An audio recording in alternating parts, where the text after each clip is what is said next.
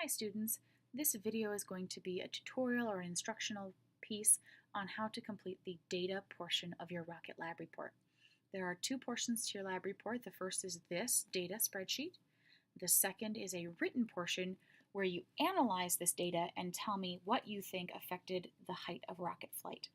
So we're going to first focus on the data because we can't obviously make any conclusions or draw any conclusions if we don't have any data to look at. So this is the first thing we're going to do. While we were building and then launching rockets, you gave me your name, and it will be you and your partner's name, and the name of your rocket. You do not need to change, adjust, or do anything with this information. It's already in. Okay. The other thing is the launch location. This is the direction you were placed on the football field or soccer field to measure the other rockets that were being launched. So you don't need to do anything here. So these first three pieces of information are set and you don't need to worry about them at all. Okay? You're going to start here with the angular degrees, and you're going to fill in the angular degrees, the tangent, the baseline, and the apogee for all four cardinal directions, the north, the south, the east, and the west. And then finally you're going to calculate the average apogee, okay, based on all four of these directions. So that's the information you'll need to fill out. And I'm going to show you how to do that with some cool tricks and tips so that you can go work harder, or excuse me, faster, not harder, working smarter. So the very first thing is I want to talk to you guys about how to navigate this spreadsheet, because there's a ton of boxes that you have to fill in. Each of these little boxes, you notice if I click, they get a blue outline. Each of these boxes is called a cell. Okay, so we're going to fill in a bunch of cells on this spreadsheet with information. Each cell has its own address, just like all of the houses and apartments in Windsor have their own address. Each cell has its own location, and that location is kind of like a battleship location if you've ever played Battleship. It's based on a column and a row. Columns are numbered or indicated with these capital letters at the top. If I click on one of these capital letters, you notice that this column turns blue, and a column goes from top to bottom. So you'll notice everything in blue is in this column A. Same with column B and column C. You don't need to do anything with columns A, B, or C. You're going to start with column D. So that's where you'll start putting in information. But you'll notice the letters aren't the only labeled pieces. If you go down the left-hand side, we also have numbers. And if I click on a number, again, you can see now it doesn't go from top to bottom. Now the highlighting goes from left to right. So a row is indicated by a number, and it moves from left to right. Okay, so columns go from top to bottom and are labeled with capital letters. Rows move from left to right and are numbered with numbers. Okay? If I want to find the address of a single cell, so for example right here, this is the first number you're going to need to type on your data table. It is in column D, row 3. Now notice the computer highlights those two, the column and the row, in a little bit darker gray to show you. I don't want you to actually type D3 in this cell. This is just my example to show you. Its cell address would be D3. How about this guy down here? If I wanted to know this cell in particular, he is in column G, row 6. So his cell address would be G6. Again, you do not need to type the cell addresses for all of these cells. We don't want that. We want the data that those cells contain, but we're going to need to know where those cells are located and where that data is located later as we start to get into analyzing our data. Okay? So one other thing that we can do here is differentiate our cells. Okay? So this north, south, east, and west are going to get a little bit difficult to look at as we start to fill these in with numbers. So we're going to fill those numbers in first, and then I'll show you how to differentiate them. So the first thing we're going to do is fill in the angular degrees. Now you should have all the angular degrees for the rockets in your direction. So if you were sitting on the north side of the soccer field, okay, you should have the angular degrees for all of these rockets. Now I'm just going to make some up for now. Let's say Sally's rocket had an angular degree of 27. Sammy's rocket, let's say, was 45. Skippy's rocket was, let's say, 34. and Susie's rocket was 89 angular degrees. Okay, so again, you'll just simply click on each cell and type the information in. You will have either the north, south, east, or west information on your data table from going out to launch the rockets. The other three directions will come from your classmates. So for example, if I need the information for south, I could go to Sammy because Sammy, you can see, was in the south. He was stationed there. And you can say, Sammy, what was the angular degrees for Sally's rocket? And he will give you information. Maybe he got 30, okay? And then you'll go say, hey, Sammy, what was the angular degrees for your rocket in the south? And what was Skippy's and what was Susie's? And they'll give you that information. So the angular degrees, you simply just click and you type the numbers in. The next thing you need to find is the tangent. Well, tangent is a geometry term, a geometry concept. And 8th graders haven't had geometry yet. Maybe a few of you have if you're in advanced math. But for the most part, nobody's had geometry yet. So how on earth do we find something we've never learned about? Well, here's the cool thing. The computer will do this for you. The computer will find the tangents for you, okay, rather than looking them all up individually like we did when we found the height of our flagpole. So to do that, we're going to give the computer a formula, a math formula to solve. We always start with an equal sign, and that equal sign tells the computer, hey computer, you're going to do some math for me. Okay? Now, I'm going to give you the formula. You don't need to know this, you just need to be able to type it. So we start with our equal sign, we're going to type the letters T-A-N. And you can see the computer's already giving me a suggestion. It says, do you want me to find the tangent of an angle provided in radians? It's like, well, actually, computer, yes, I do. Okay, so if I click that, the computer does a little bit of formatting, and it adds an open parenthesis. So again, our formula is equals T-A-N, open parenthesis, which is shift 9. Now we're going to type radians, R-A-D-I-A-N-S. You can see the computer's already figuring out that we're going to do some math with angles, okay, in radians. We're going to do another open parenthesis, that's shift 9. And I want to now find the, find the tangent of my angular degree. But I'm going to do something kind of weird. Rather than typing 27 in here, I don't want to do that. I want to tell the computer what cell that 27 is living in. So where they can find that 27. If I look over here, that is cell D3. And I don't actually have to type that in, I can just simply click on it. Click. And notice the computer puts a D3 in there for me. Okay. Now I'm going to close my parentheses, so that's shift 0. Okay, I close my first set, you can see it highlights it for you. Close my second set. Okay, you can see it highlights those for you. Now I hit enter, and the computer has found the tangent of 27 degrees for me. If you want to check this, you can go to that tangent table that I gave you for our height of a flagpole activity and double check. Okay. The next piece of information that I need is a baseline. Well, baseline was set. I gave this number to you. If you were in the north or south, it was 40 meters. So the north and south both had baselines of 40 meters. The east and west both had baselines of 50 meters.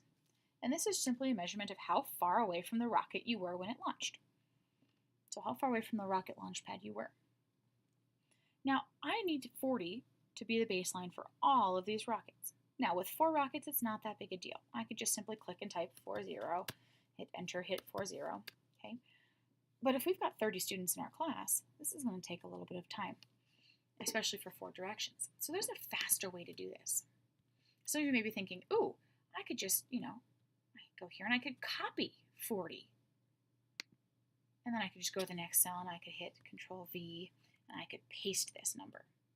Well, yeah, that's a little bit faster, but I've got a way that's even faster. So we're going to use something called autofill. And autofill does kind of what the name implies. It fills in a value automatically for you, and the computer will automatically do the copying and pasting for you. To complete autofill, you simply click on the cell that you want to copy. In this case, it's our baseline value of 40. That is cell F3. In the bottom right-hand corner, you'll notice a blue square. When I'm outside of that square, my cursor is an arrow. But when I put my cursor over that arrow, it turns into a plus sign. That means that I am ready to use autofill. As long as my cursor is a plus sign, I'm ready to go. I'm going to use my left click, whether you're on a mouse or a keypad, a trackpad. I'm going to use left click. And now I'm just going to start dragging. Hopefully you notice, if you go down to F4, you'll notice it has a dotted border around it. A dotted line border. Okay, and if I go down to F5, now I have an even bigger dotted border. You can see I'm starting to get a border along my whole column. Okay, and I can drag this down as far as I need to. I'm just going to go down to the bottom of our view here. And as soon as I let go of my left button, I've been holding down my left button this whole time on my either mouse or my trackpad. As soon as I let that go, boom, it drops 40 into all of those places. And I didn't have to spend time cutting and pasting. I can do that on any column. Again, click on the cell I want to copy, go down to the blue corner, my cursor becomes a plus sign, I click my left key, my left click, and I hold it down, drag, drag, drag as far as I want to go, let it go. Okay, so that's called autofill. Now here's the cool thing. You might be thinking, all right, Mrs. D, so you gave me this stupid formula for tangent. But now that means I gotta go down here and I gotta type equals tan, then that's gonna take a ton of time. Even if I cut and paste this formula, okay, it's gonna take me a ton of time to do all of these cells if I had that many rockets. Well, here's the cool thing. Because up here we put the letter D3, we put the cell address instead of the number 27, here's what the computer will do. Go down to the bottom right and pretend you're going to autofill. Click your left key, your left mouse button, and drag. You see the dotted line is showing up. Okay, and let go. You'll notice, look, this number is 0.5, this number is 1, this is 0.67, and this one's 57. So the computer automatically, if you look up here, is calculating the tangent of D3, which is 27 degrees. If I click here, now the computer is calculating the tangent of D4. The computer recognizes a pattern. It says, oh, I'm finding the tangent of this number just to the left of this cell. And so it will solve that value all the way down. Now you'll notice there's zeros here. Why are there zeros? Well, because D7 right here doesn't have a number. But if I were to fill that number in with a value, the computer automatically calculates it for me. So that's why you can set up your whole data table without actually having the angular degrees yet. And then as you enter them in, the computer will continue to do the math for you and fill in the rest of the information. Okay, so now I've calculated my tangent. This is great, except that this number is huge. This number is giant. I don't need that many numbers. If you look at the instruction page, the instruction hyperdoc, you only need 2 decimal points. Okay, so how do we fix that? Well, we can't go in here and delete it because we don't have a number here. We actually have a formula. But we can tell the computer we don't want that many decimal points. To do that, we go up to the top of our column and highlight the column. So I'm going to click on E. I'm going to go up to my toolbar up here, and I have these 2 buttons. This one says increase decimal places. That means you're going to get more decimals. Or this one is decrease. And you'll notice if I click this button, give it a couple of clicks here, ooh, now you can see my numbers are getting smaller. You can notice them getting smaller. And I can go down to 1 decimal.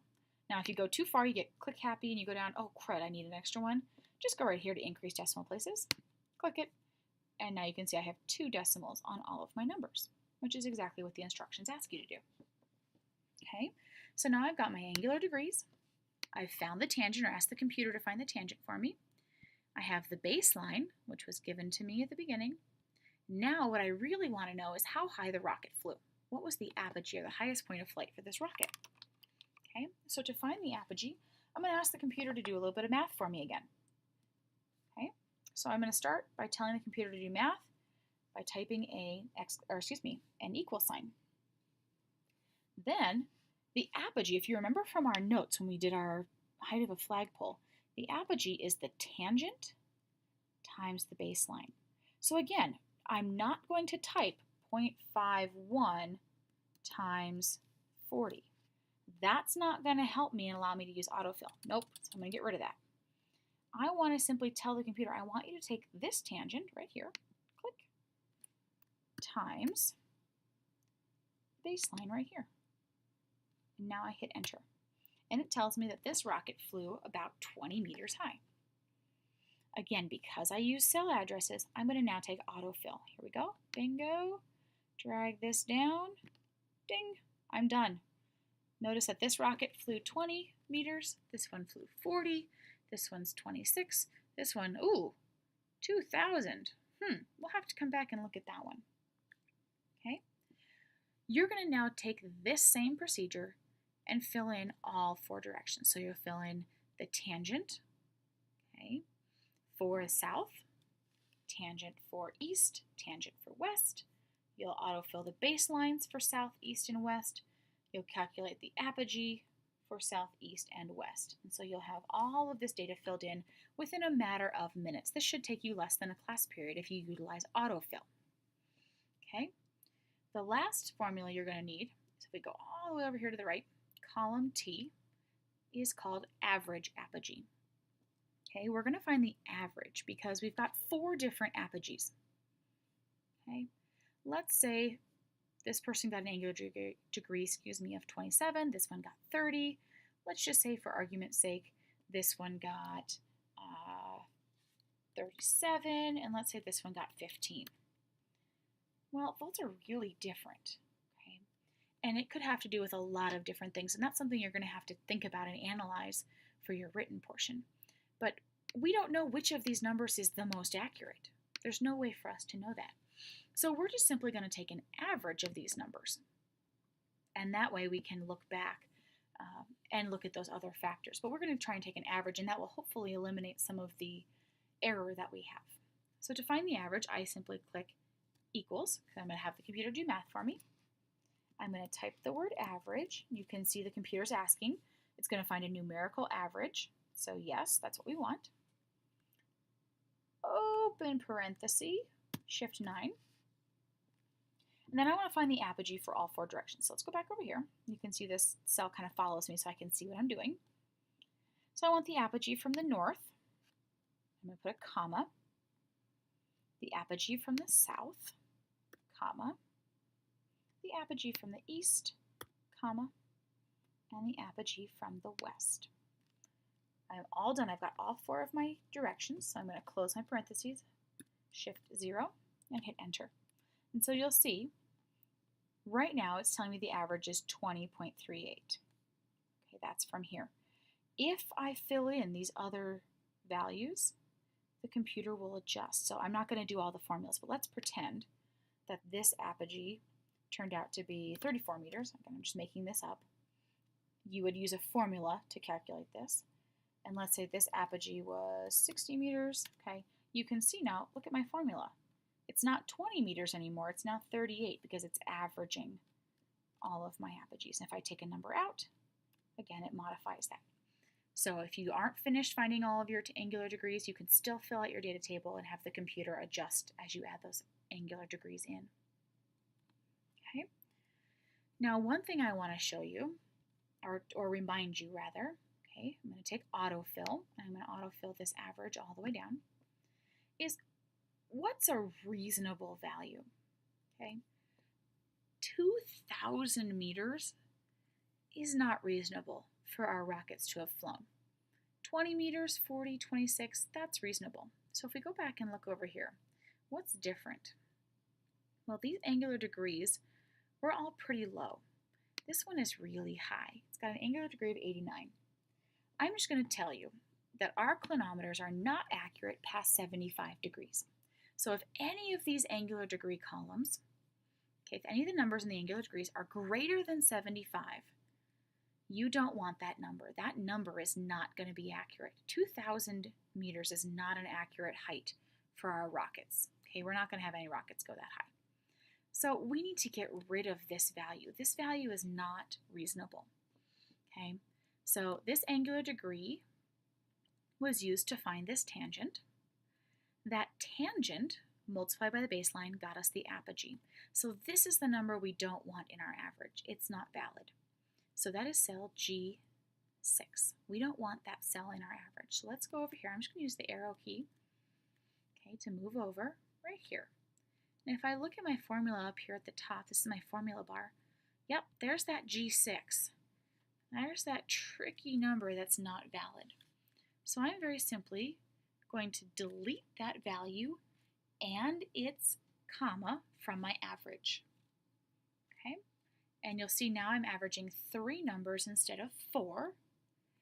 If I hit enter, my average changes. Now this is going to maybe freak you out. You're thinking, oh crud, I need a number. I need an actual average for my height.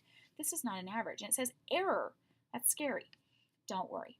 All the computer is saying to you is you don't have any numbers in here yet. I'm averaging 3 values that I don't have. Again, if I were to, let's say, go here to the apogee, if I were to find an apogee, notice it's going to change that number. But all the computer's telling you is I don't have numbers to do this math for you yet. So again, fill in all your data and you'll be fine. Okay, so now at this point, if you've followed along and you've filled in all of these values, your entire data table should be filled up with numbers. Okay, your whole data table should now be filled with numbers. And we'll talk about analyzing them a little bit later. But before we do that, we want to format this page. You're going to take this data table and you're going to paste it into your final lab report, your final written lab report. So we want to make it a little bit smaller and easier to read. So there's a couple things I need you to do. The very first thing is go right up here. See how this cell doesn't have any numbers or letters? Okay. If you click on it, notice what happens. The whole sheet turns blue.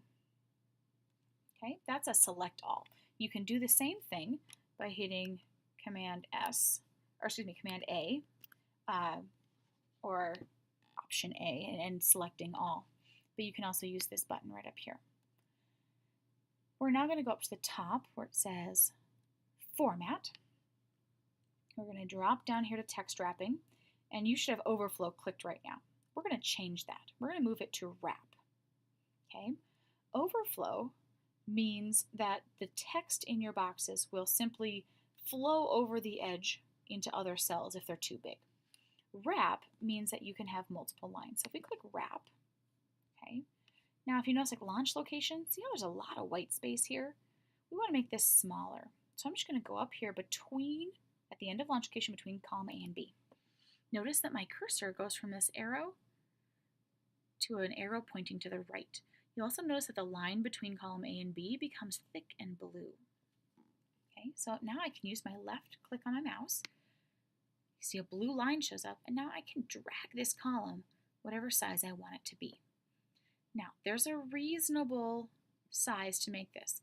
If I make it super, super small, this becomes really hard to read. I want to be able to read this easily, but not waste any space. So a 2-column, whoops, that was my fault. A 2-column approach is probably your best bet. So I'm just going to drag this until launch is on one line, locations on the other. Okay, and now I've shortened it down. Same thing with student name. I've got a lot of white space. I don't need this column to be this big. So I can go up here and I can drag it. The other thing you can do is go to the same place, but instead of clicking once with my left mouse button and dragging, I can double click. That will automatically shrink the column as small as it can be without cutting off any data. Okay, so I can do that to all of my columns if I wanted to. I can go through and make all of my columns as small as possible. Again, we're trying to get this to fit on our lab report, so we want to make everything small. Okay, you can also do some things like change tangent to tan. We can abbreviate. And then look, if I can make that column smaller, I'm saving some space. Okay, so you can do those things. The last thing I want you to do is make this data a little easier to see. If I were to go to File Print right now, these gray lines will not show up. So all of my data is just going to be kind of floating in the air. Well, that's not going to be helpful. So I want you to go up to the Select All button again, go up to your toolbar, and have you go right here. This is where you can add borders. Okay, if you click on the down arrow next to that picture, you can add borders around all the cells, around just the insides, just along the rows, the columns, just around the outside. Okay, you can do lots of things with these borders. You can change the color, you can change the thickness, how fat the lines are. Okay, so for right now, I want you to leave everything, I'll leave it black. Okay, so leave the borders black, leave it on this first thin line. I want you to click right here. That, as you notice, now puts black lines around every single cell. Okay, and that allows me, if I print,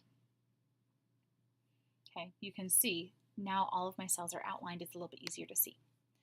The next thing I want you to do is differentiate north from south, from east, from west, and the average, because that's a lot of numbers and cells to look at. You can do that a couple of ways. You could go in and you could highlight, for example, the north, and you could change the border. Let's say I want to make this a big fat border. Okay, I can outline my column. Okay, so see how I differentiated where north ends and south begins. That's one thing you could do.